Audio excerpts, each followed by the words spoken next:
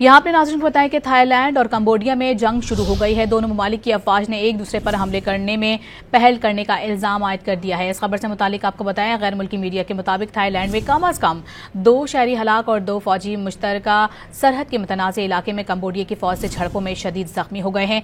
Thai land की फौज ने इल्ज़ाम आयद किया है कि कम्बोडिया की फौज ने इस पर मिसाइल बरसाए और भारी हथियारों से फायरिंग की, जिस पर थाईलैंड की फ़ज़ाइया के F-16 तैयारों ने कम्बोडिया में मुख्तलिफ मकामात पर बमबारी की है। आपको बता रहे हैं इस खबर से मुतालिक थाईलैंड और कम्बोडिया में जंग की शुरुआत हो गई है। दोनों ममालिक की अफवाज ने एक दूसरे पर हमले करने में पहल करने का इल्ज़ाम आयद किया है, जबकि गैर मुल्की मीडिया का यह बताना है कि थाईलैंड में कम अज़ कम 2 शहरी हलाक और 2 फौजी मुश्तरका सरहद के मुतनाज़ इलाके में कम्बोडिया की फौज से झड़पों के दौरान शदीद जख्मी हुए हैं।